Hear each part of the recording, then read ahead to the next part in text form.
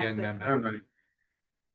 Yes, Okay, like- hang on. I'm sorry, but I was on last year's Something. thing here real Always. quick. I guess I have it right in front of me, but I just can't open the things up. Okay, we're gonna call this meeting to order. Sorry.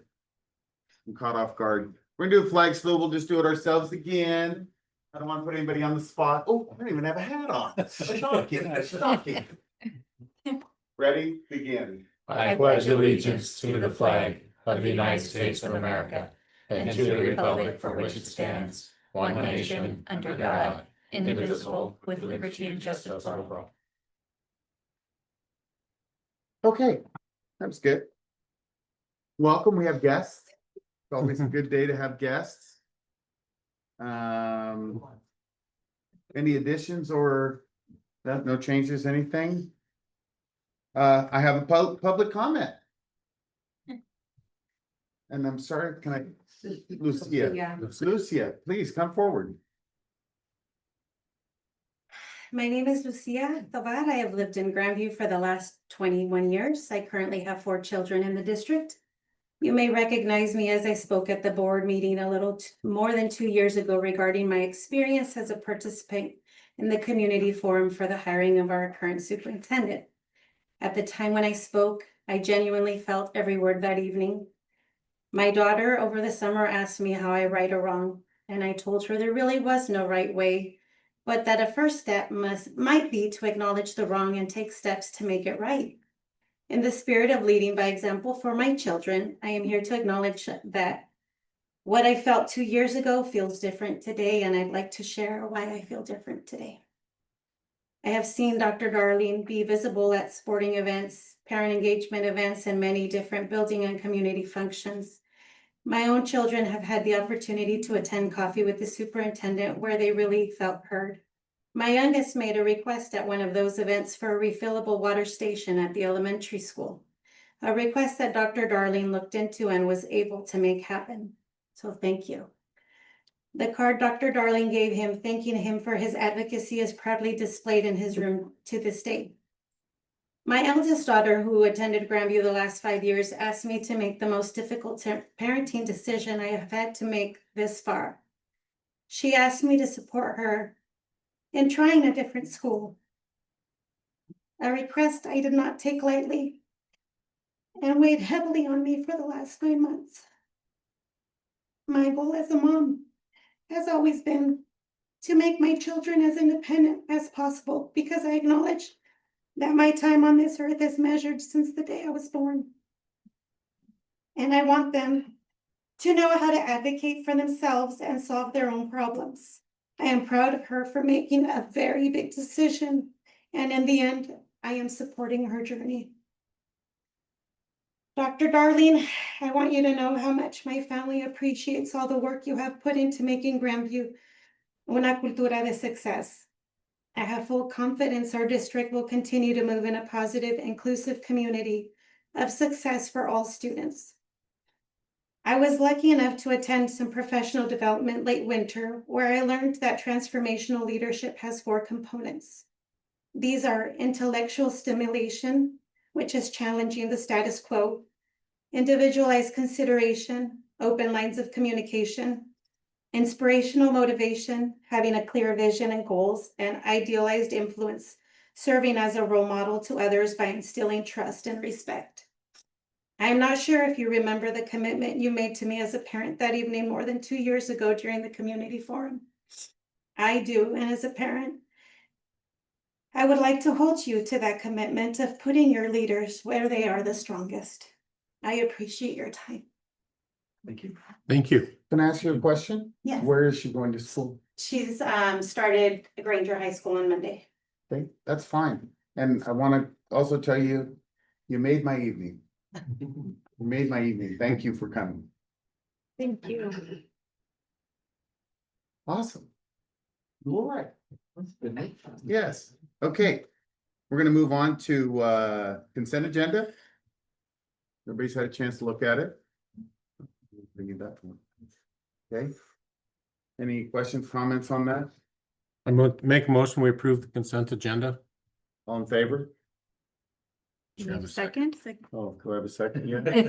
I thought I heard her say something. I, Did you second it? I will. Okay. Sorry, I thought you did. Anyway, all in favor? Aye. Aye. Opposed? Motion carries. Oh, and I forgot to tell you, Trey got called into work. That's why he's not here tonight. So let's go to, just wanted to let you know. Did you need one? I don't, but these are fancy. Do you need one, Sabrina? Just wrap it Good thing we're Evidence. going- I like that. Good thing we're going out for a new levy. Evidence. Hey, these are been sitting around for over 20 years, so I picked old stock. There's nothing new. I picked it Reused. many moons ago. Yeah, they don't even make these anymore, do they? They have to see if they do. Okay, so at this time, we're gonna recess the regular board meeting and go into the budget hearing.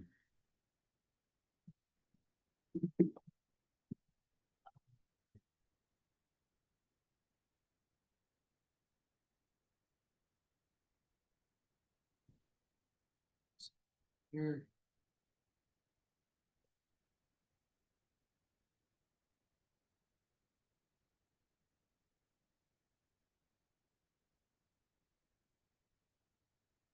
Please, myself to share, hope so. Let's see here. Sharing is not turned on. Sorry. Never heard of it yet. You know, got the blue things. Are you okay if I stand right there? You can do it. Or goes in that corner, this corner?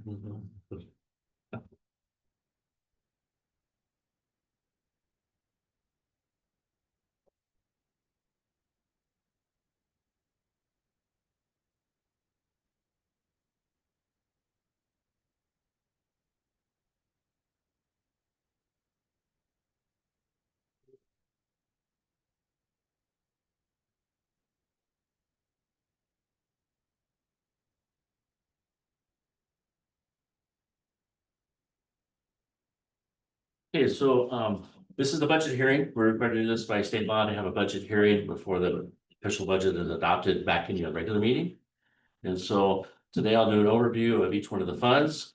And everything, all the slides here you have seen. So nothing in here is new, talked about in different budget sessions. And so we'll talk about the enrollment, staffing, summary of the revenue, expenditures, general fund, and then all the other funds.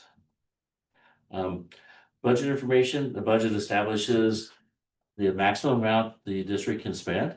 The budget should be balanced. For example, the beginning fund balance plus revenues should equal or exceed expenditures. The budget covers the fiscal year September 1 through August 31st.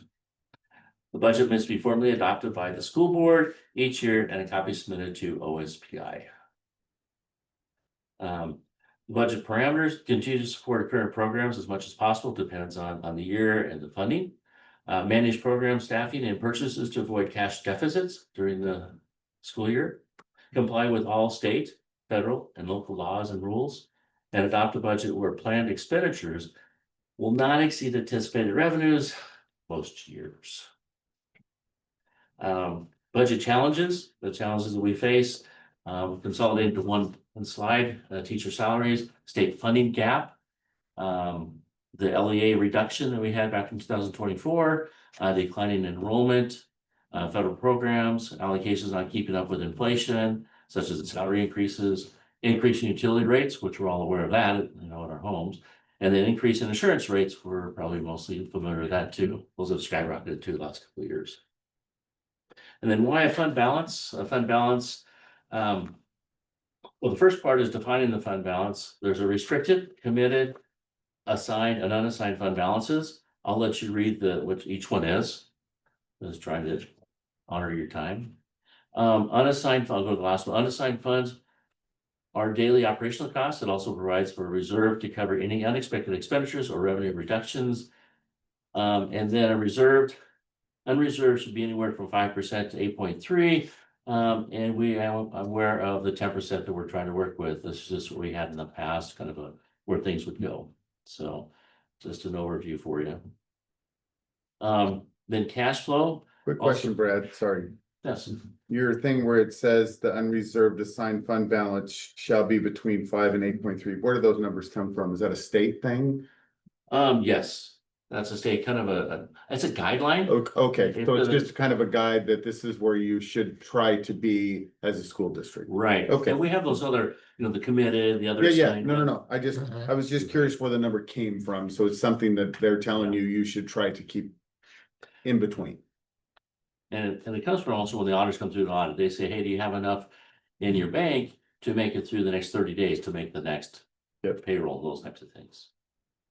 So, and then the cash flow in here, approximately projected average monthly payroll, which is running about 4.3 million. It goes up, it goes down, but it's been hovering well over 4.2 million. I put 4.376 as an average.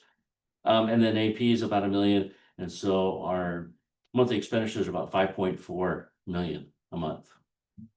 We want to maintain a good fund balance because that helps when it's time to go out for a bond. If you have a good fund balance over the years, the trends, those types of things, it helps with the ratings. And we do have for the size of our district and where we're located, we have a very good, excellent rating. It's not the highest because we're not in a very affluent area to have a higher rating. But as far as it's concerned, we're as high as we can go on that one. Forward thinking in grants. And so some of the grants, it's not the case anymore. We used to have the special ed grants would come through and the federal ones, and they wouldn't be approved until December. So we're having to fund all the staff in those federal grants, September, October, November, December, before we can claim any money. So we need to have money in reserve, as an example, to keep up with those. And most of our grants are claimed grants anyway. So we have to have the money the first month, we claim the next month, we're always a month behind. Cover unanticipated revenue loss that occurs with enrollment declines. If our enrollment would decline more than we anticipated, then we go, ouch. So, and support staffing during a short-term loss of funding. We've decided over the years that we want to maintain and support staff if we do lose federal funds, like the discussions we had in the last 3 or 4 months, those types of things. And we want to cope with expected unexpected expenditures, such as anticipated loss of state revenue, mid-year reductions, and a reference in here back in 2011. I know that's a lot of years ago, but it did happen. And that year is when they had the 4th grade enhancement class size that they withheld that year. They changed mid-year, midstream, and didn't let us know until later. Also, there was 1 year, I didn't put the year in here, in June apportionment, they did not pay us June apportionment until July 1st. And so we had 1.5 million that we luckily could make our payroll, because we had that fund balance to do that. And then, yes, we received the money the next day, basically, but it's still having the reserves to be able to do that. Okay, so enrollment estimates, we've gone through those at previous meetings. K-12, we're looking to have 3,202 students, and ALE, which is the contract learning, would have 40, anticipated to have 40 for 3,242. Running start students, 93% is paid to the colleges. So we'll only receive about 7% coming in, but just letting you know how many students are in Running Start. The dropout re-engagement program has had 6 this last year. We're projecting about 8. And the vocational at the high school level, 320 again, and 7-8, it's going up. They have made a decision to offer that 2 full-time teachers, and now they're going to have a 3rd teacher that'll be teaching CT at the middle school. And they'll reach all the way down to 6th grade. And you'll notice the slide says vocational students 7th and 8th. Those are the ones we're funded for. So if we can provide to 6th graders CT classes, but they're not funded by the state. Do you have actuals for 2024-25 on the of this list of enrollment? This is estimated. This is what we estimated for last year, correct? On the bottom though, on the small on the bottom. Okay. Those are actual numbers for this year. Oh, okay. So I was looking, I just couldn't see where it said actual, so. Yeah, and that would be Okay. actuals as, all the way through June. So 3365, Running Start, re-engagement 6.7, vocation was 320, and again, the middle school vote was at 41. Oh, this one has a bunch of numbers, so I'll go fairly quickly because it's a lot of numbers, but this is enrollment to give you an idea of what the trends look like. But let's go to the next slide, because the next slide says, oh, here's what a graph looks like. I need graphs. I even looked at it. I need numbers in the background, but I love seeing graphs because it shows the trends. The sad thing is the blue line is our actuals, and then moving forward to 25, 26 through 2029, that line coming down through there is what we're projecting for budget, that it continues to drop. We just haven't seen it. I'm hoping the enrollment, we mentioned it earlier, the enrollment is still off this year by about 160 students, but it's still early. It's not after Labor Day. Labor Day is going to be the official count on September 5th. And hopefully we'll bounce back. Again, we've seen this enrollment trend. Also, this is an enrollment trend for each one of the grade levels. We have K5, 9, 12, and 6, 8. And just showing at the grade levels at that grouping where we are projecting out for the next 3 years, 26, 20, well, it's like 4 years, 25, 26, all the way through 28, 29. I'm really hoping that this graph is wrong. I'm really hoping this previous slide is wrong. We have more students, but the trend is, this is what the trend looks like now.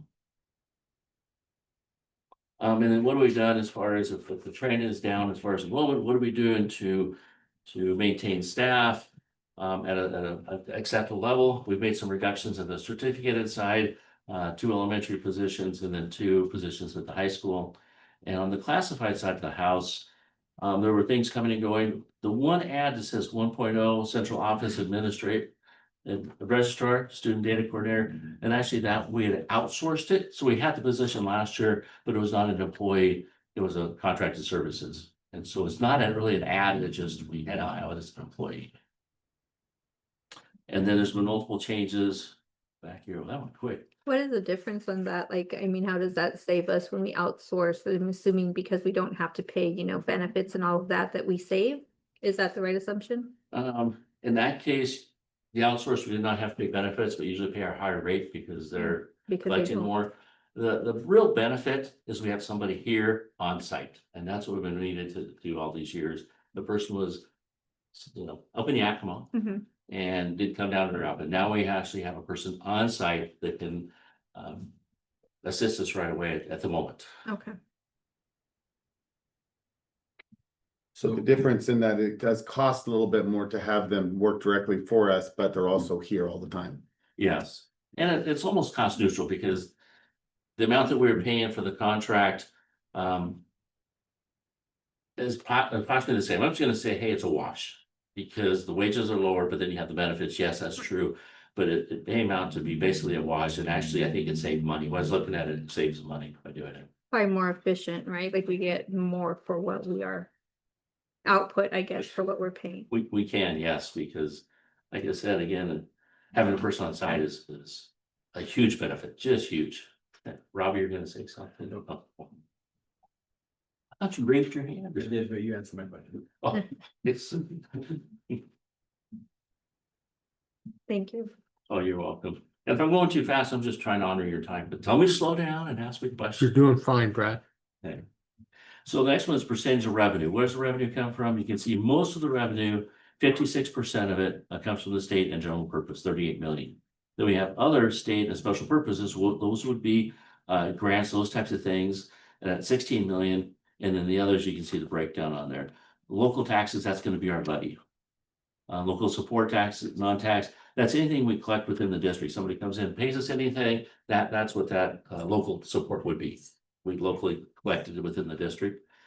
So then when federal special purpose, those are federal grants, revenues and other entities. The 1.28 million, 1.1 million is the contingency. We built actually 1 million. So we built a contingency of 1 million. So we put it on the revenue side and on the expenditure side. So 1 million of the 1.2, 1 million is just a contingency in case grants come through, additional funding sources we have arrive, we can then go ahead and expend it, because on the other side of the house, we'll have on the expenditure side, down under other instructional programs, 1.6, 1 million of that is the contingency that sits inside there. So they balance each other out.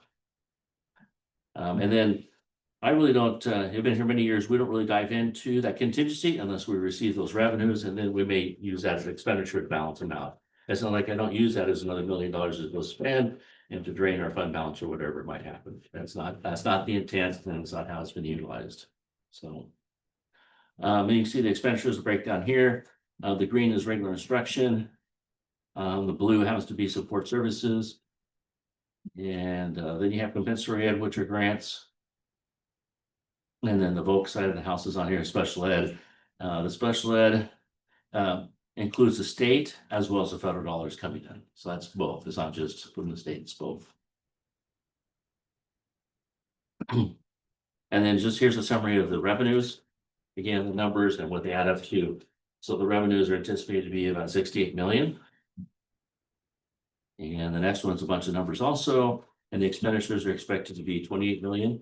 Part of the grouping and in your packet in the very back, I meant to mention this, in the very back, there's a revenue summary. So if you have questions about, we're looking at the revenues, and we back up a bit. The revenues, it says 1000 series, the 2000 series, they show on here. In the back, we give you a rundown of those types of things that are in each one of those groupings. The revenue side, where it says revenue summary, and then on the expenditure, the same thing, a document that shows the program codes. As we get into those, you know, like the first one, regular instruction 00 through 09. 01 is basic ed, that's everything in the classroom for the most part. And then 02 happens to be ALE, which happens to be the CLC program. And then 03 is that dropout re-engagement program, as an example. And then you can read the others on here. Well, TTK is a program in 09. So on through here, there are no dollars in the federal special purpose. Those were all numbers were program codes that were set up during when we had the ESSER dollars. So that's why you'll see nothing move. Well, who knows, maybe down the road you might see it'll show up, but not at this time. So Brad, how do you budget the 2,000? Because you said that was things that people that they come in and give you money. So that could be fundraisers. Some of them are- $800,000?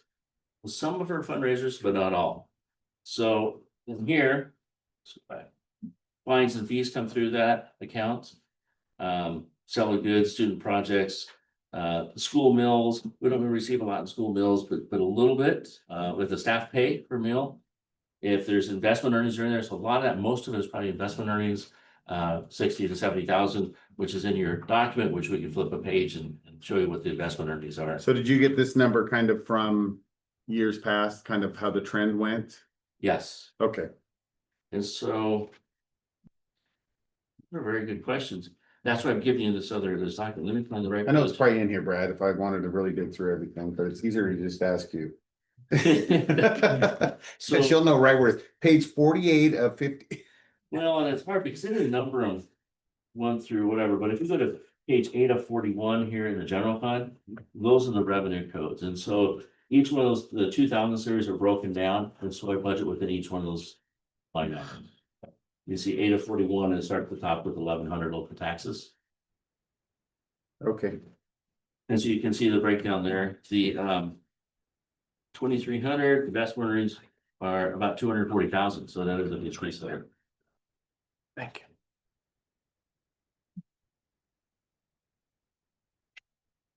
Is that helpful? Mhm. Okay. Yeah. So the general fund summary, I cannot see because the labels are in the way. Let's move that out of the way. Again, we talked about what the beginning fund balance, we left the budget in our discussions. We talked about the estimated one back in July 9.8. We left this the same at 9.8. I know we had further discussions where we think it may land, and where I really think it's going to land, which will be higher. But this one still was the budget we'd already put together. And with the transition with the software, it's really difficult to go back in and make some of the changes. I did modify the expenditures, like we spoke about. The expenditures were looking fairly high. And if you look here, total expenditures. And now the difference is 708, where earlier it was $1 million, you know, on that piece. So we dropped 300,000. That's when I made a reduction in. And then there's the transfer 1.1 million, which we always make a decision late in the year in June. We may do it or not, and it's in the budget, which makes it easier for me when you approve it to send it through, because SPI is already aware of it. They've already approved our transfer in a roundabout way. They've approved it, so when it goes through, they're aware of it. So let's say at the end of the time, we wanted to put more money in there. Could you do more? We could. Okay. We do not. So that's just a budgetary number you put in there, anticipated this is what we'd like to do, but like we're doing less this year, you can do that, but you could do more. Yes, so I've always followed the protocol where I come to the board and do a resolution.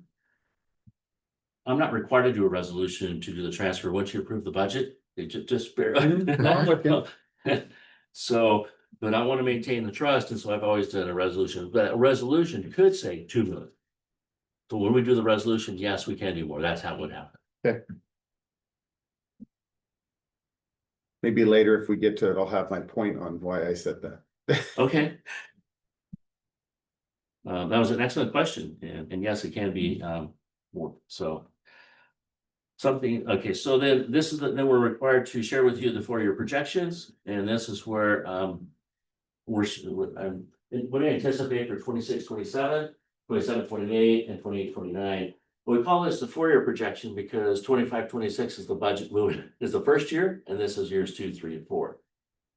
You can see here projecting what the beginning fund balance would be, and it just carries forward from the ending to the beginning, ending to the beginning. That's how that's arrived at. Total revenues, we go through and take a look at what's projected as far as revenues. And I know we spoke about the revenues starting in 26, 27, 27, 28. Then we'll be running the levy. And so this is built upon, hopefully the levy will pass. So things can change. And then expenditures where things will be growing with a the next year, the legislature has approved a 2.6% increase. However, who knows, they can always come back in January and say, whoa, wait a minute, it's gonna be less. But I use the 2.6 to make for the projections. And this one also, there's an RCW that requires, we talked about the MSOC material supplies and operating costs throughout the entire budget. And so this is a template that was put together by SPI. I've used this, oh my gosh, I think it's been in place since what, 2011, is that what it says in here? So well over 15, well, almost 15 years. And so we project out, what are all the revenues coming in off of the revenue projector that we have, the F203, they call it, revenue projector. And it gives us the revenues coming in on MSOC and then all the expenditures that are buried in the budget in these different programs. It only takes into account the basic head pieces. So we have program 01, we talked, that's where most everything is at when it comes to the district. Program 02, which is ALE, re-engagement, which is 03, and then district support is in 97. Any questions? And it requires that we present this, and if this difference were positive, then we would have had more work to do, sit down and say, okay, how would we spend those dollars? But we've already spent them all. Plus some, it looks like, right? Plus some.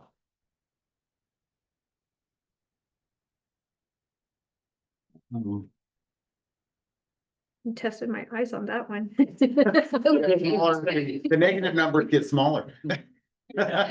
Positives are like this big. Light gray color. Well, okay, I didn't come prepared just in case you didn't have your glasses, or I didn't have my guy. I'm good, I made it. Like here's, Just had to hold it a little bit further away. Thank you. we didn't put this one in the binder, but we'd already glued it before we. Thank you. Other. True.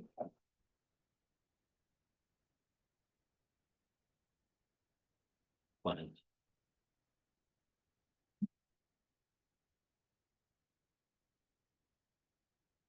Right there, Jose. Thank you. Okay, so now we'll talk about the other funds. That was the general fund, which is all the operational types of things that take place in the district. And now we'll talk about the different funds we have, the other 4 that are within the district. First one's capital projects. We've had numerous discussions about capital projects. That's the fund that we use to build the high school and any other major projects we might have. And so in the capital projects fund, we have built capacity to do district-wide HVAC projects. It looks like it's starting to shift around. We'll have some additional work we have to do at Smith. We're looking for grants. Right now, we're applying for a grant. We'll see how that pans out to do Smith, to do the chiller. The chiller is, was this 25, it's 24 years old. And so they only last so long. And yes, we do maintain it, but at some point in time. And then Would that upgrade be something that'll satisfy something on the Clean Building Act? it would. The out of the gates right now, I'm trying to look into do the same thing we did at McClure, which is heat pumps. Okay. We don't know for a fact. I'm not. Right. That's where we're at. And that does save quite a bit of energy by doing that. And if we can receive this grant, the grant is a clean air, indoor clean air grant. And so we're working on applying for that one here by the end of the month, in September. And we're trying to decide which ones, because we do have multiple controls in different buildings. If we can do all the controls, it looks like SPI has been approving grants. They did, school district had less than 3,000 students. They approved most of them that talked about control upgrades. And so we'll try and we'll put those things in there too, try to optimize where the grant might be awarded. Then we also have some additional asphalt areas that we'd like to asphalt. We have the bus loop right over by area Thompson is an example. And over at the bus garage, maybe behind the building, we can't really do that whole parking area they've asked us about, because it needs to have a retention pond if you do that. So you're aware of those, some of you are aware of that. Admin building projects, we continue to work in this building, and we'll continue to work through classrooms, restrooms, those types of things. Small projects on West Second property without having to call a name out. You know, on the other side of the middle school, we're looking to say, hey, we want to develop the whole site. We're looking to maybe we will make a green space from the parking out about 20 feet and start making some green areas, things like that. I know they went out there and made it wasn't a projects, but they made it for, made a track area for cross country. Oh, they did do that? They did. Okay, good. They went out and drug around and down the fence line, across the fence line, like a V in the middle, and back and forth with the coach taking a look at it. So we'll continue to look at that site and, you know, and work with the board. What do we want to do at this site? Right now, it's only small little things, like I said, a green space and the cross country piece. Then miscellaneous projects and purchases that may come up. This is the fund we would pay for it out of if we had any other purchases of land or building. And leasehold tax is on here. It's a small amount. It's budgeted 1,000. It's around between about $800. So the estimated, again, the overall picture for the capital projects fund, the beginning fund balance 5 million. Revenues of 201,000. Most of those are investment earnings. We're hitting the grant money that's coming in, so it's mostly investment earnings, transfers in, and then total expenditures. And you see the net is 5 million, and so we end up with about 10,000. But that's only if we pull the trigger on all the projects. Yes. We could choose to do 1, 2, or all of them. Yes. Okay. So we'll just start working through, those will all come to the board, they'll be worth, you know, anything that's over the 100,000 mark, those types of things. And we'll talk about other projects we have going that are smaller. But And it's is that if we do not receive the grant that we're expecting to expend, what was it? $5 million, sorry. Smith. Oh, well, the grant is, it depends how much we request and how much they award. Doing the chiller, the first estimates is about $1 million, so we'll have to find out. They were approving most of the grants and they're doing upgrades to controls. They call them controls optimization, and they're approving with the smaller districts about 600,000. One is as high as 1.2 million, but most were not. So we've got to, they have balancing that. And we'll just hold off. It hasn't, the chiller hasn't completely fallen apart yet, but we'll have to look and see as they come through and do a digital analysis on how much longer will it last. And just try to put these pieces in there to offset. But that's also based on us transferring $1 million, and we're not transferring $1 million this year. Right.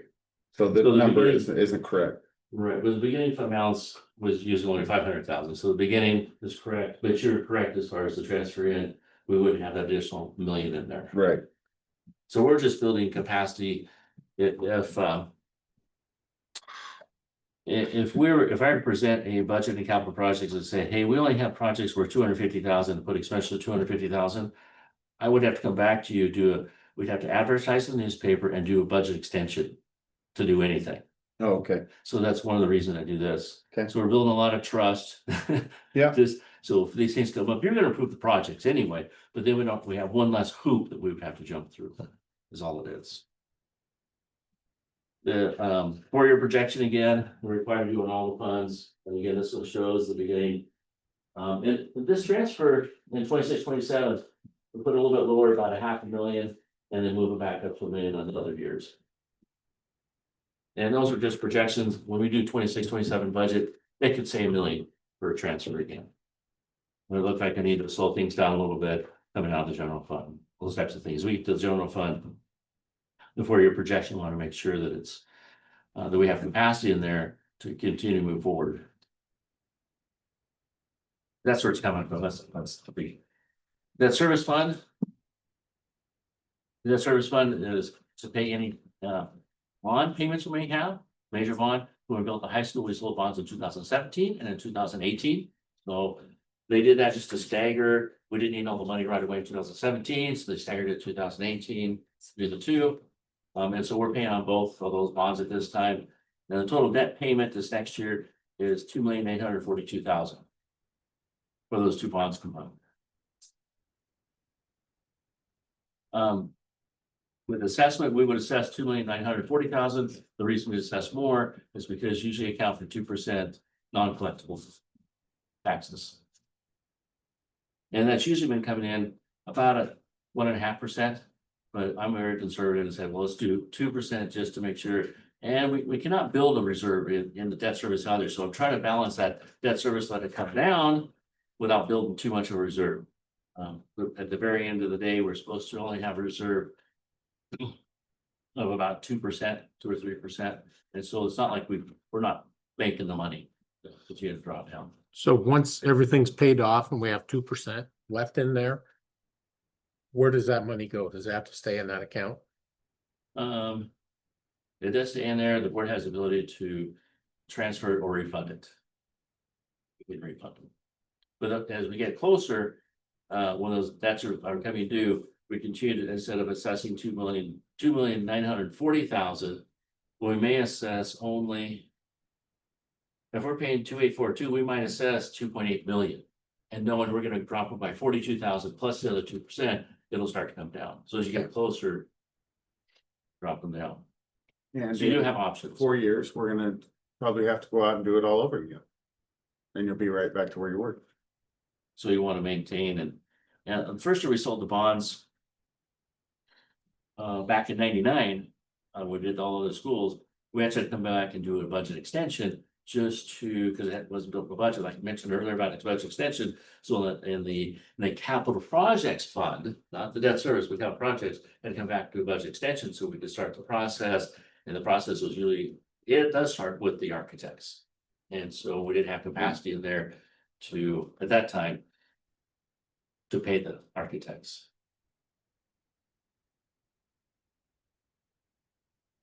See, we did it. So approximately $1.60 per thousand. And again, I always say that when we sold the bonds, we said they'd be about $3.25 per thousand. And of course, it's much lower than that. So we definitely exceeded what we mentioned to the vote, what we shared with the voters. The expense contingency, there's $10,000 contingency here, just in case there are bond transfer fees. We pay about $700. There's one action in your packet tonight, paying something out of debt service, $700 out of the fund. But if there's any other anomalies somehow get missed, then we have the capacity to make sure we can get things paid. And for your projection, this is taking into account the actual debt schedules and what the debt schedule look like moving forward. And then this doesn't show you what the assessment is, but shows what the revenues will be moving across to make those debt payments, which are this line down here to the debt payment. And this would be the debt payment minus $10,000. And there's 10,000 built in each one of those years. Think of it as that 10,000. Think of it as like a contingency in case something isn't quite right. And there are districts that have been caught off guard. They didn't look at the right line for their debts, and so they weren't able to make their debt payments on time. And they had to go back and do a budget extension, those types of things. So, just the little things they try to take care of. So we're good. I must didn't squeal. Oh, I had the volume turned up. That's right. Let me see here. If I do this. Oh, I can't get to it. Forget it. Okay. So I know I like that. It's coming in there and screeches to all. So on the transportation vehicle fund, It's mostly for yellow school buses. We have other documentation that transfer station fund provide first a major, you do major repairs. So if we had to repair an engine on a bus, that's gonna cost 25,000. We actually have to petition the state and say, hey, can we pay this out of our TV fund? And they normally will say yes, but you have to ask them first and they have to say yes. So you can do some of those major repairs out of the fund on buses, but that's usually some hoops you need to jump through. And I put on here depreciation schedules, that may come up later. They changed these to, small buses are 8, big buses are 13. Big buses used to be 19 years, many years ago. I have too much history, sorry. And then, oh, who's this guy? He's right here. That's what I said, he made the cut. Suck up. So, again, I hope not. He asked which bus driver was that, the one we just got rid of. Oh, God. The one that resigned? No, this is Tyler Green. Or Tyler, sorry. Yeah. Oh, yeah. By no relation to Trey, I texted Trey with nothing. You weren't driving it that I day? wasn't driving that day. They- Right there, you can see the buses, we've already ordered 2 buses, they'll come in 25, 26. And I have to order two or three more buses this year, and they may show up at the very end of 25, 26. I don't know, jump. Man, it's really jumping. That bus is trying to keep us going, huh? What's that? Do you sell them or other districts buy your school buses? Oh, they do when you surplus them, they always sell them. In the Brad past, Street or Kevin Chase bought one of them, he did. made it into a party bus, Really? one of the small ones. Yeah, put it to good use. Wrap it. Oh, yeah, he painted it, it's all. Yeah, what's it, what color is it? Blue? It's like a Right. tan with like red swirls all over it. I'll show you a picture after this. It's like the The seventies, Yeah. Dave Matthews Band. It's pretty sick. psychedelic. Yeah. I think I need a demonstration just so I can Yeah. see. You should drive it to school one day. Let me know, let me know. Working my driveway right now. He offered it to me one time. Like new, With a driver? that needs to have a driver, and I ain't driving it. So again, in this fund, for your projection, you can see the projections up here. Revenues come in, the revenue is, investment earnings and depreciation. So most of that's depreciation come in over the years. And we project out, there's a tool on SPS website, we use that to determine what we receive for depreciation. Now, that can always change, so we do the best we can over the next 4 years, but the state may change the reimbursement rates. They may go up, they may go down. Now remind me, how many have we received now for the district that have air conditioning? I believe we have 2, there should be 3, the other one, the third one coming in, we should have 2 already in. We have 2, the third's the one that might come at the end of the year. Okay, I'm thinking about the big buses too. Right. First big buses, because there are some smaller ones that have AC, but there's 2. And again, here's ASB, and these are the ASB officers at the high school. Probably recognize a couple of them. ASB, we combine all the different buildings. Harry Thompson, McClure, Smith, middle school, high school. CLC doesn't have an ASB. They haven't in the past, they don't have any officers at this time, but they could, they put something together, they could have an ASB. And then we built a little contingency in there on the revenue and expenditure side, at the very top, the 30,500. Just in case, I don't know, maybe the high school is gonna go crazy and they're gonna raise $600,000, and of course, then they wanna spend it right away, don't they? So we build a contingency with revenue coming in, but also on the expenditure side, that can float between the buildings. We tell them they need their own ASBs, like the middle school and high school, since they have an ASB officers, they need to make sure they pass their budgets, and they would have to move a budget extension. We'd probably give it a different name, but revise their budget is what they need to do within their building. But they could do this without, they don't have to advertise for 2 weeks, they just hold a meeting. And then here's ASB, it comes from that page you're just seeing. And then here's the 4-year projection. Heather puts this together and says, here's where she thinks it's gonna go project on as far as what we'll have for revenues and expenditures moving forward. And then the last slide is this one, and this is when we get to the budget adoption, it says that on the top, just because, just so that save time when you get to the new business. This is what the board will be approving, is this document here that shows the total appropriation for each one of the funds. That's what the board approves. I know there's a lot in there, and we try to share all the things that are in there. for you. And the bottom line, this document also shows the levies, the 2,450,000 was an approved levy.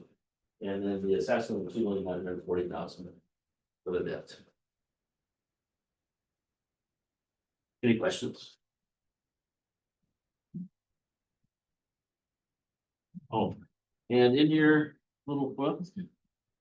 I know, it's like we didn't, I did PowerPoint instead of doing all the pages. Isn't that nice? We could be here all night. I did pages. So, just, the general fund is in here. You have all the different programs that we have and what the matrix would look like for expenditures within that program. The ones you do not have in here, I'm not sure that, you can always come by my office and look at it. There are page after page after page that shows staffing on certificated side, we loaded them in. It shows like how many elementary teachers, what their pay rate is from low and high. And same thing with all the other staff throughout the whole district. You have the certificated pages, which goes on for 20 pages and another 20 pages on classified stuff about. But this is the one that prints, try to go to SPI and says, oh, you can do the summary. So. That's what you have, right? And then. It has all the different funds in here. We did flip to the back, didn't we? And then the revenue forecaster is in here.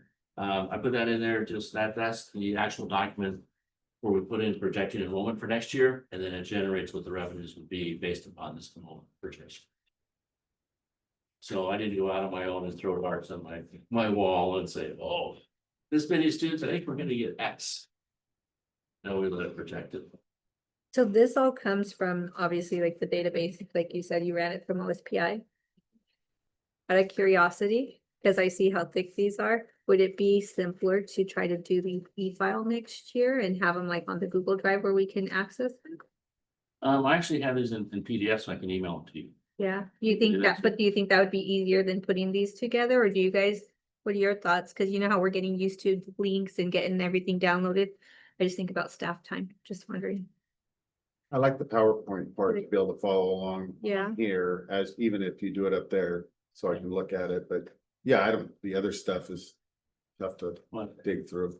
I just want to make sure I bring it in because. Yeah, at this point no, in I love time, it. Want to make sure you can at least. I can say you had the piece of paper, and yes, those can all be that one there, the abbreviated version that's in here. Those are all PDFs I download and save, and I can send all those out, just that way. And I agree with you, do more things like that. Yeah, I love it. I mean, I love having this and I do like to take notes. I just think of, like I say, how much time it probably took for somebody to put this together. And so we're trying to get there with the time. That's all. That is helpful. But the tabs did take them a while. Yeah. Any other questions you might have? Then the. So, yes, so last year's budget. Right now, current budget, and I'm not talking transfer, I'm talking this budget. We're estimating $708,000 negative. What was it last year? What did we estimate last year, not counting the transfer? We were around the same number between 700,000, 900,000. And where do you think we're gonna end up? We're gonna end up, and we always. Not this year, but previous year, the enrollment helped offset that, the enrollment went up.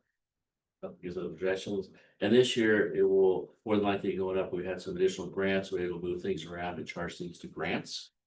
That's how that moves around. And some of the other dollars have not been expended in some of the categories. So we think we're gonna be about even?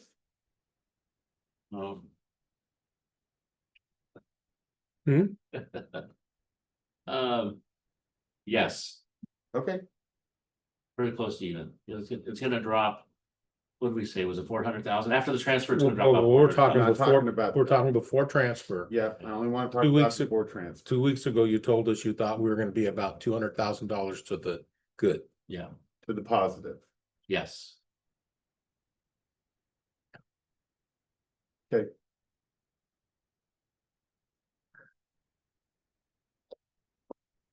Is this where we discuss the budget, or do we move on to the next session where we discuss more of it? In the budget hearing, you can discuss it. And then when you have new When business. then you we can vote also- on it in the new business. And have to vote on a new business. Okay. So you can do it either places. The hearing is all about discussing the budget. If anybody were to, show up to the budget and talk about it and ask questions too. Okay. You can decide. So other than that, I've finished presenting. Anybody else have anything before we move back into Is, the meeting? there's probably a curriculum adoption built into the budget? Are we going to be adopting any or purchasing any curriculum this year? Science. That'd be science, and maybe a little bit of health. That's the only thing that's on the horizon right now.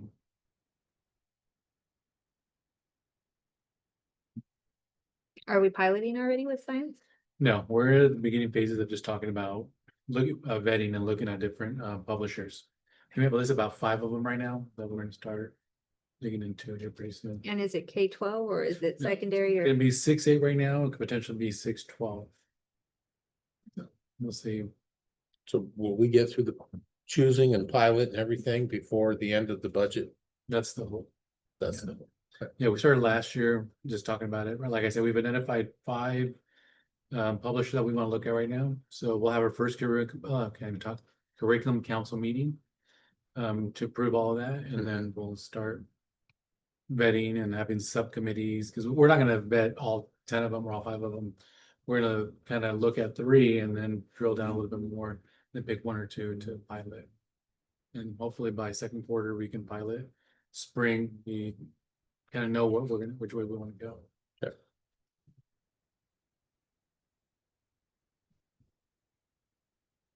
Anything else before we move back into regular meeting? I think all my questions have been answered. Okay, so we'll reconvene to the regular school board meeting.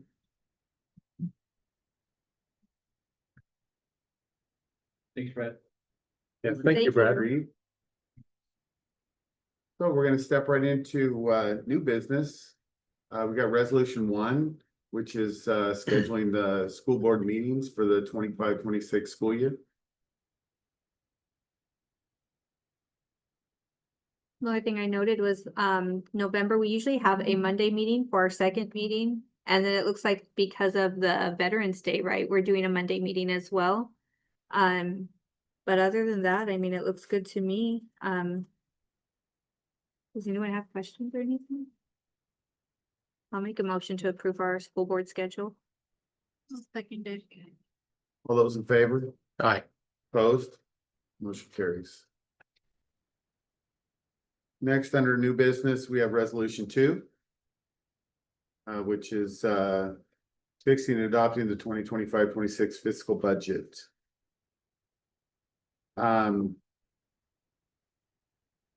Here's my take on the budget. We have, in some aspects, gotten lucky that we have projected negatives and we've been able to come in under the wire. I don't like gambling that way. I know we worry about having X number of dollars in our fund balance. That's why I asked the question about how much we could transfer. You can control that by how much you transfer. So if we had a budget, and it also states in our paperwork that we would have a balanced budget, which we don't. If we had a balanced budget and we went the other way, we would have positive $800,000. And we could have put the 1 million in and the 100,000 instead of 600,000 and 100,000. So, Mapton is having a huge impact of some HVAC issues where they're actually having school in different schools. If we had something like that happen, you could probably throw your fund balance out the window. to a point. That's just my take on it. I would much rather have a balanced budget, and if we end up in the positive, good for us. Because you could always even end up in the negative even when you have a balanced budget. Some could come up. But anyway, it's just my take on it. It's a board decision, but that's all I had on it. So with the balanced budget, where would we make the cuts? That was brought to you at the last meeting and nobody wanted to talk about it. Yeah, well, we talked a little bit about it, right? That these were proposals if we got to a certain point. But I also think that if we're going in that direction, that we should get our community involved in what it is that they want to prioritize, based off of what our strategic plan is. I don't think you have time to do that when you're putting a budget together at the last minute and we have to vote on it tonight. You don't have time to go to the community, and that's why they elect us. But I brought up possibly having a budget meeting and nobody wanted to have one to talk about those potential cutting of some of those things. So we're where we are. That was kind of why I asked Rob and Brad to bring potential things to the board so they could see things that we could possibly do to help bring us into a budget, a balanced budget. But that's just where it went. I've asked since last year, what would we potentially do? And when do we bring community or others in? So it's not the first time, but thinking of that too, it is a concern, and I hear the concern because we don't want to get into a situation where we cannot pay our bills, right? Pay our salaries, or like you say, accommodate for other emergencies that may happen.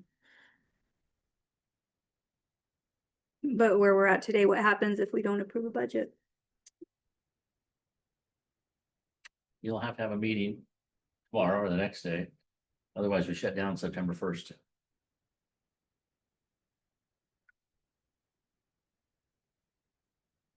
It just. It starts. And I am not saying not to approve the budget. I'm just bringing up my concerns. I'm one of 5. So. I have all the faith in, to be honest with you, I have all the faith in Brad, but it just takes one little screw up or one little thing that it goes bad. And I don't want to be that school. I mean, that's why, and then the talk about, we want to make sure our fund balance doesn't get too big for other reasons. That's why you transfer more into there and we do a few more things around we put another playground in, or we fix up something else that we haven't been able to do. We can do those things because these schools, we got to get 5 more years out of them before we're going to get any matching money out of the state for our elementaries. And we're one leaky roof away from this. I don't know. Maybe I worry too much about stuff. I don't know. But anyway. That's just my take, and we can move on to do a motion. We're at that point where a motion can be made and we can vote on it. That's where we're at right now. So I guess exactly what I read is, unless we have any more discussion on it, I'm going to ask for a motion on it. Quick question. Sabrina, have you had an opportunity to look at what the listening session topics might look like for those who have responded? Not yet. Okay. I have not responded to that. That's a good point. I forgot all about that. I seen it the other day, but I have not responded yet. Once I get all the responses, what I can do is I can delve into an Excel and then send it to you guys too. Because I think that could be something that if it's not already on there, I don't know who's responded that. That was definitely going to be one of mine, to be totally honest with you, was talking about budgets and things that we need to do. Yes, exactly. So do I have a motion?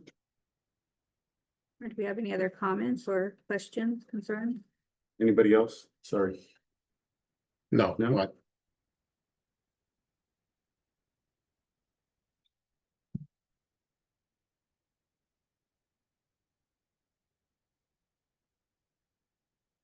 I make the motion to approve the budget for 25-26. Do I have a second? Okay, all in favor? Say aye. Opposed? Nay. Okay, motion carries. We will move on to policy 2110, which is this is just kind of a maintenance thing, right? So have you guys had a chance to look this over, and anybody have any questions or comments? It looked pretty minor what was being done, just a few little typey things. Yeah, it looked good to me. Do I have a motion? Make a motion to approve. It's first reading. Do we have to do a second? Oh, no, you were exactly right. This is first reading. Yeah. Yep. Yes, sorry. We're not used to doing those anymore because No. everything's in our other stuff now. Yeah. I forget about that. Okay, so we'll move on to Dr. Darling's report. We finally get there. If I can go back really quick, Amanda, usually when we have a policy that's not like our ends, executive limitations, all of that, like our governance policies. What happens is our superintendent, his team and him, they'll go ahead and they'll update based off of WASDA. And we usually go through 2 readings. So our first reading is if we have questions, input, anything like that, something that we want to share. And then the second reading is usually where changes, things may be discussed and say, okay, do we really accept it the way it is? So if you ever see something like that, you'll see it again next agenda. And then at that point, hopefully we'll have the opportunity to. Okay. And a lot of times on that, these are recommendations WASDA sends us, because they're going through it and they'll see different policies they want to update or make changes to that may be legal or someone else, or maybe something that's passed through the state. So they'll say, hey, we need to make a change to it. So they'll send these, and these are recommendations from them. We could not do it if we wanted to, but they're recommendations to kind of help us stay in compliance. So that we didn't even bring any of that up anymore because we have our Yeah, we haven't had policy it for a governance. while. Yeah, so that's a good point. But we are still required as a Yep. board to review them and approve them, even though there's not all the time, we are not able to make modifications. Okay, Good evening, board. Welcome to the 2025-26 school year. We're here. The first day of school went great. First 3 days of school have gone fantastic. And I want to make sure that we recognize our grounds crews because the great buildings are fantastic this year, especially the middle school. Either the middle school has too much water or not enough water. Either way, it kills everything or it kills everything. And so it looks fantastic. So Brad, kudos to your squad over there for making the buildings great. One thing I want to highlight is that the first week when everybody was back meeting with departments and schools stuff before we had students, I had a chance to go do listening sessions with every department and every school. Where I just sat, I said, tell me the good, bad, the ugly that's happening. And we got a lot of great, pretty honest feedback from some of them. So some of them were kudos, some of them were like, this stinks, fix this, fix this. An example was the transportation department. They said, hey, there's a huge pothole at the roundabout over here behind the middle school. Can we fix that? And there's some potholes out here in our parking lot behind our buses. Can we get those fixed for my trip? So Brad and his squad, as soon as he saw that, they had them done taking care before the school year started. So there was some really easy low-hanging fruit. Transportation office also asked for a couch for their waiting room because they don't have one. And I said, what do you guys want to sit around for? They said, well, sometimes we have like time in between routes where we have a little bit of downtime. We don't have time to go home. And so I actually went to Marchand and they donated a couch, gently used couch. They had it for stuff like $300. They donated it to us. nice. So they would go over and pick it up. They also said they wanted a basketball hoop. And so I reached out to Gary Christensen and I said, hey, is Christensen be willing to pay for, donate a basketball hoop for our bus drivers to use in between all their breaks and stuff? He said, well, the company is a little bit low right now but I'll pay for half and Value-Wide pays for half. So I reached out to Value-Wide now. So I said, hey, Christensen they drew the line in the sand. Are you guys willing to do this? And so I'm waiting to hear back from them so we can buy them just something. And there's a little things like that had we not asked, we probably wouldn't have known, but this can really increase some morale. And it also lets them know that we hear them, and we value what they have to say. And so for the instructional stuff for all the schools and whatnot, we're still going to sit and meet and all the principals and kind of hash through that because there's some good feedback they gave us about simple things we can do as far as teacher-led professional development on our district active days and offering more classroom visitations opportunities and stuff. So it's really good. It was insightful. No school Monday. Oh, just so you're aware, we're hosting my son's a wedding reception. He got married a little bit ago, but we're having his reception up here on Friday afternoon. So I might not be here on Friday, just to work, cause Aaron gave me a honey-do list that is 2 weeks too long, what I need to get done in the last next few days. And so I'll still be available by phone and such, but I might be out on Friday. And then we're gonna do our coffee with the soups on the 2nd. We're gonna hold them both on the same day because there's some school on the 1st. The September 9th Student Advisory Council is going to happen, so it's not tentative. So if you want to show up and see the students in action.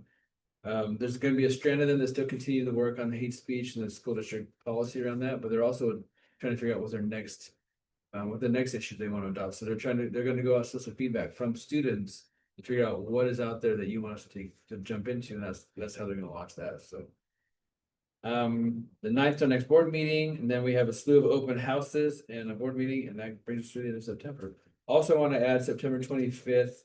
We have our state and federal programs parent night that night from 5 to 6:30, right? Yeah. And that's at the middle school. And I had that information after I sent it out to you, so I'll update that in the next one. And that's which one is it? State and federal programs, we kind of sound like our Title I night, giving parents information about what we do. They've invited me to come talk about the strategic plan and our goals and such, so. If you want to hear me speak, that's a good night to show up. If you want to not hear me speak, it's a good night to not to show up.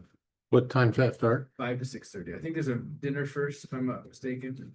What day is that one on? The 25th, same night as the HTO. Oh, the HC open house. Yeah, Is that a And you Wednesday? said that's at the Grandview Middle School? right. At the Mhm.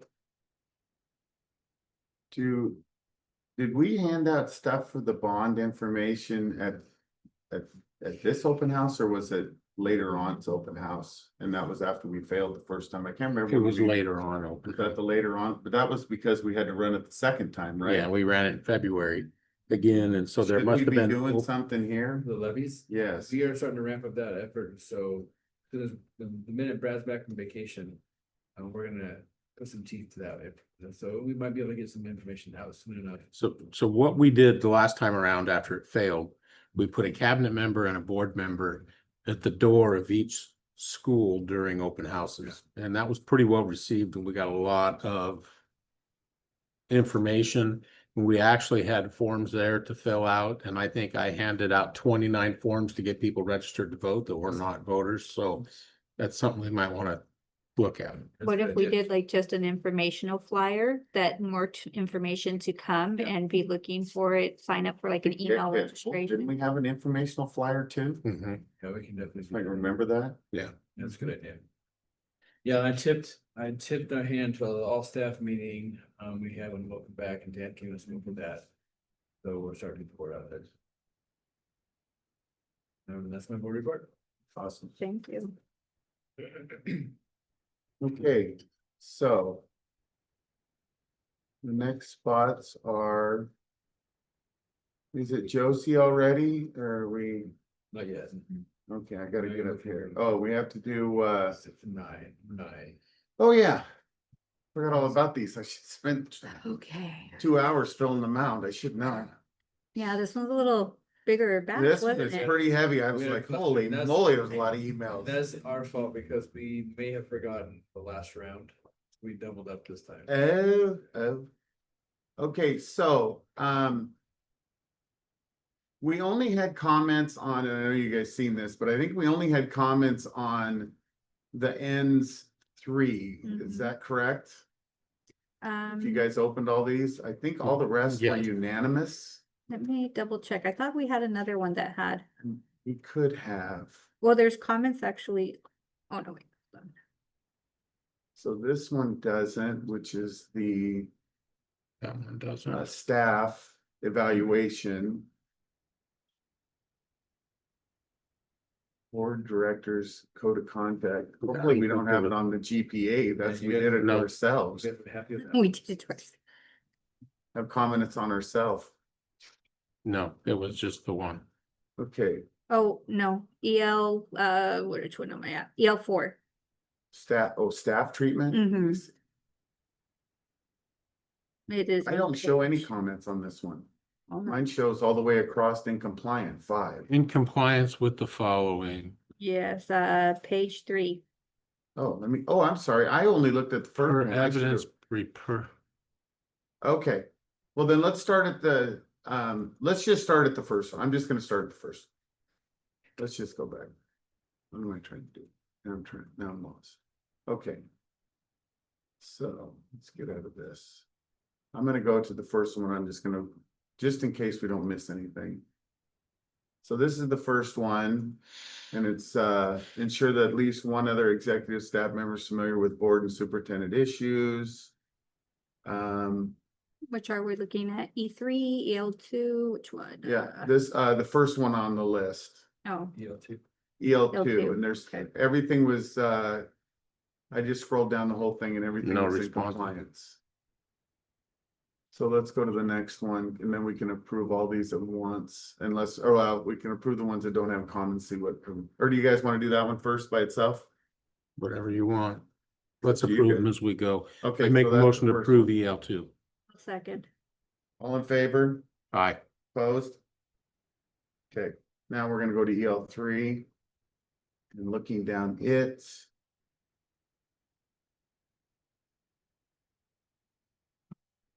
I don't see any comments on it. So you're gonna do the same I thing? can make a motion to approve executive limitation 3. Second, I second. Oh, go ahead. I second. all in favor? Aye. All Aye. opposed? I only heard one aye. Aye. All in favor, Sorry. aye. All opposed? Okay, motion carries. Staff treatment, which is EL4.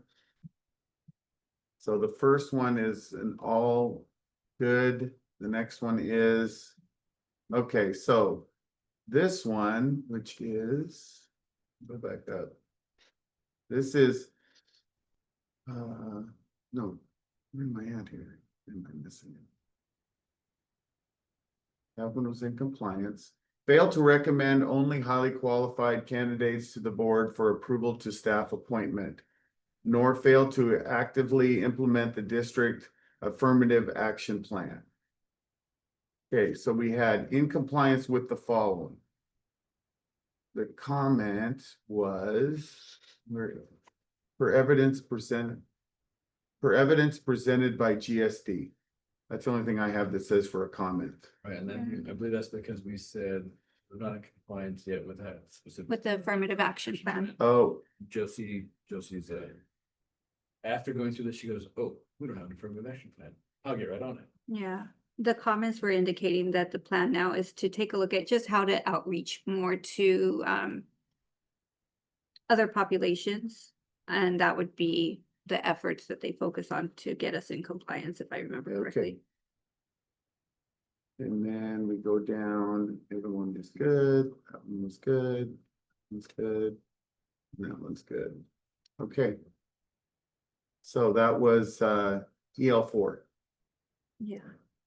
Make a motion to approve EL4 With with comments, with the comments. comment. Do I have a second? I'll second. All in favor? Aye. Aye. Opposed? Motion carries. Now we have staff evaluation, which is EL6. This one, I believe we were all in compliance on this. Mhm. Oh, there's a comment on here, hold on.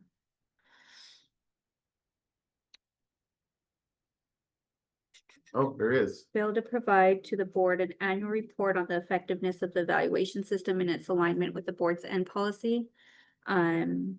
And then the comments are, this area is currently not in compliance as evidenced in the district report, or system for generating this report does not exist yet. It will be ready next year.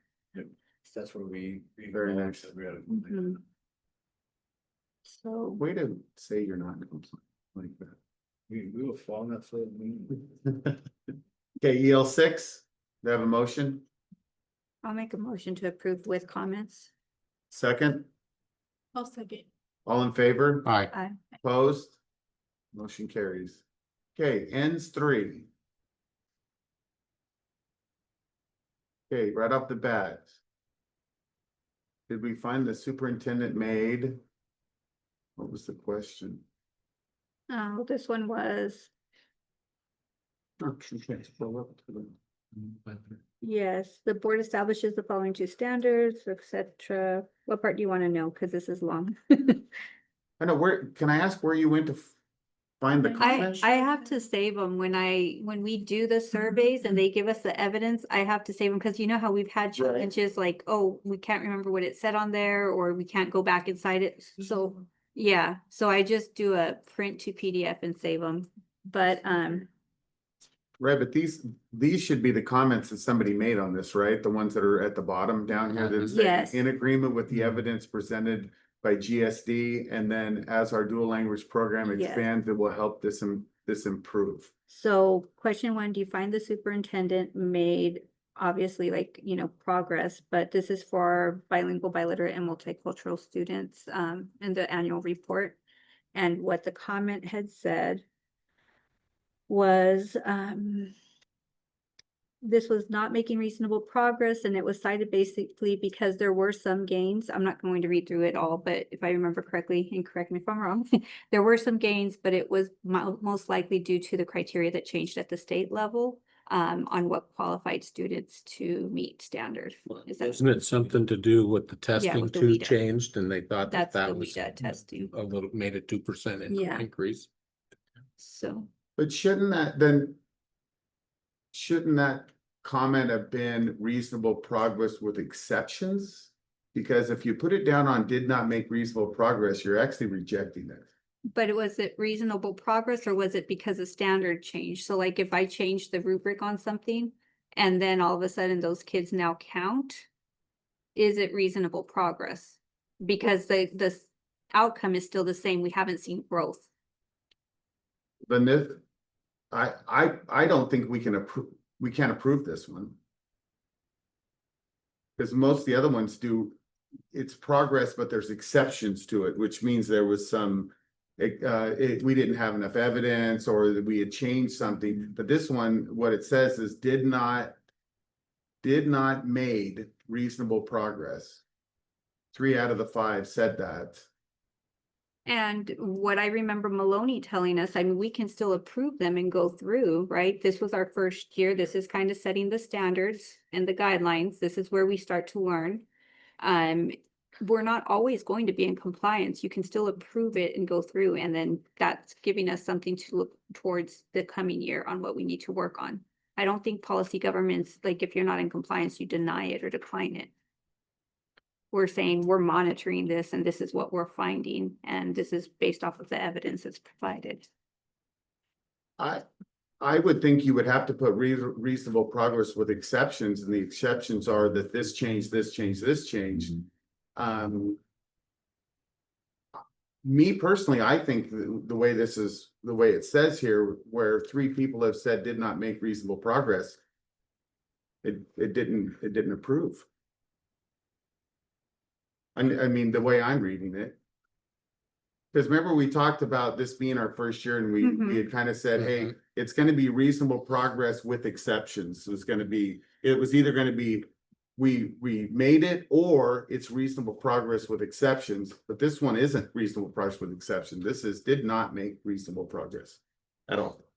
So in my mind, I looked at it kind of like Heather's looking at it. I could change mine to reasonable progress with a comment.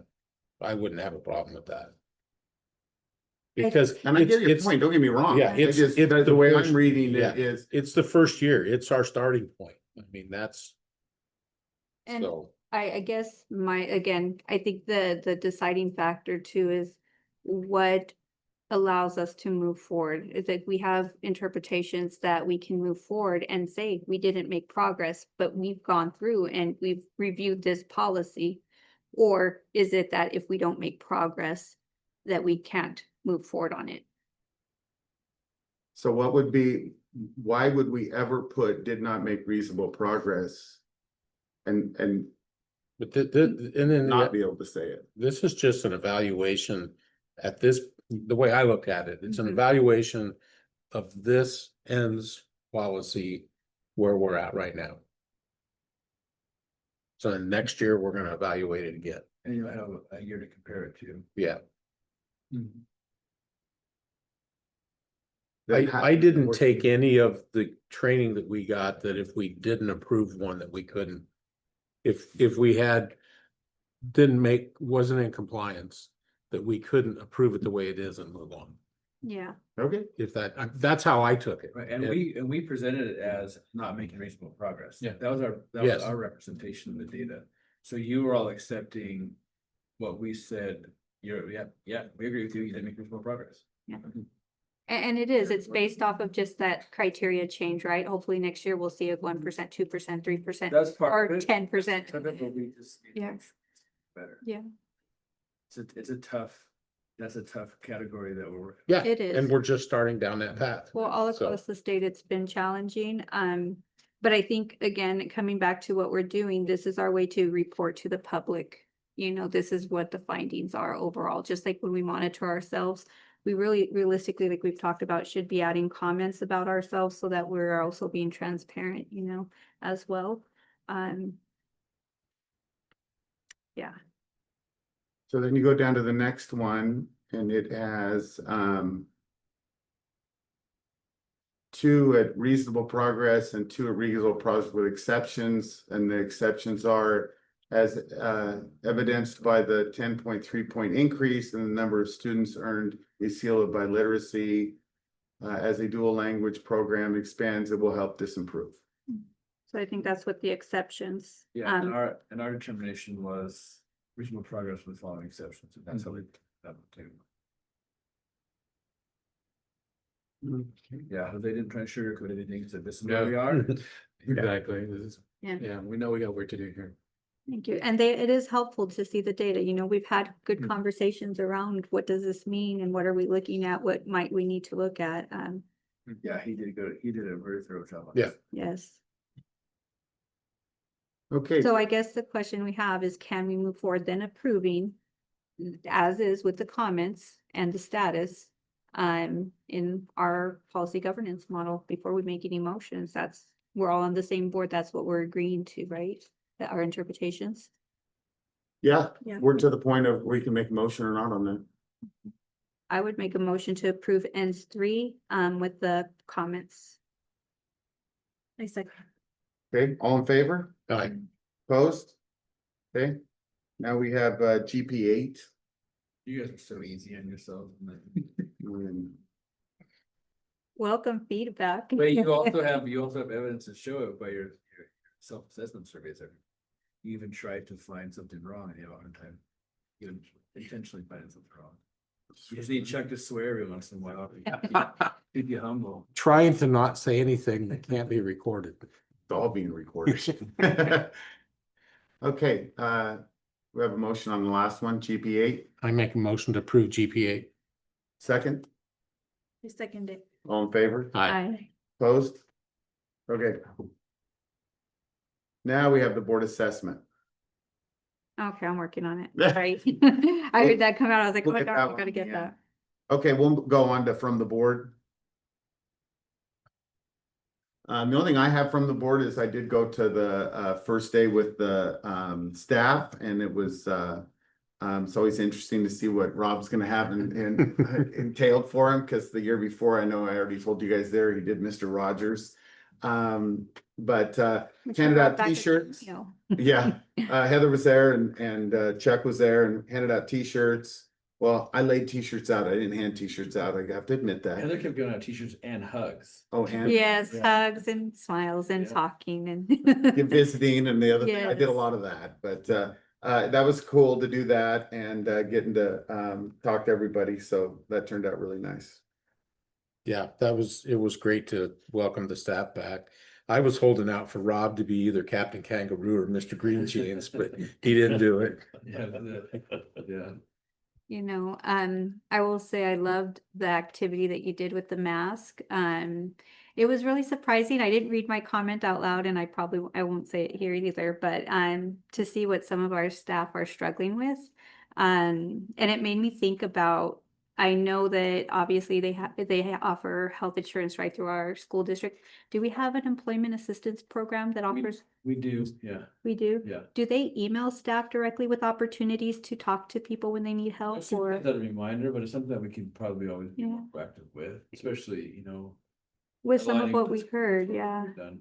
I had 3 teachers come up to me during that session, said I completely ruined what they were gonna do for the first day of school, because they needed to go do. Well, and they emailed me, asked me copies for the slides and stuff, because they could do some of those activities with their own students. Yeah, So it was, yeah. it's impacting. It really is. And again, it's grounding, right? To remember, again, everybody's going through something, maybe different levels, different challenges. But listening to what some of the staff shared who did read out as well, I mean, how many people feel like they're alone in such a large Yeah. district and a small community, which is 400 people in there and they still feel that way. You know? yeah, I mean, and then you think about some of the roles. Some people may not interact as much as others. Some people may whatever. But anyway, it made me think about that. Like, do we have resources that email them directly, right, to remind them, like you said, about what might be available. I also want to make sure that we thank Sabrina and Joseph and their team for all the work they did, put all that together. Yeah, it was amazing. Did Amy get her shirt? She did. Okay, awesome. I couldn't find her and I was like, oh, I know it's gonna get packed away or lost, so I wanted to make sure she had that, but thank Yeah, and it you. was really neat to see how many people wore them on the first day of school too. Yeah, I saw a couple of pictures of that. The other thing I would like to say is, I like getting the texts that you send out, Rob, that let us know of things that are going on. Yes. And Yeah. right away and able to respond, hey, thanks, you know, but being able to know that as soon as you know it is very helpful.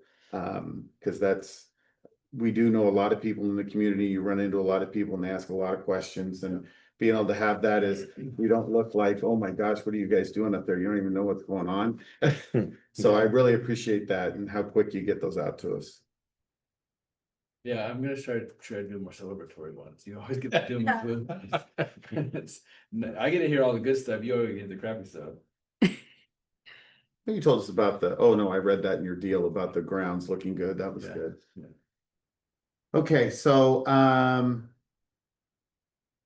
enrollment, everybody can look at it. We're down just a little bit, but we'll hopefully know a little more next week, end of next week. Yeah, September 5th. So cash flow, we know where we're at on that. Budget status, we know where we're at on that.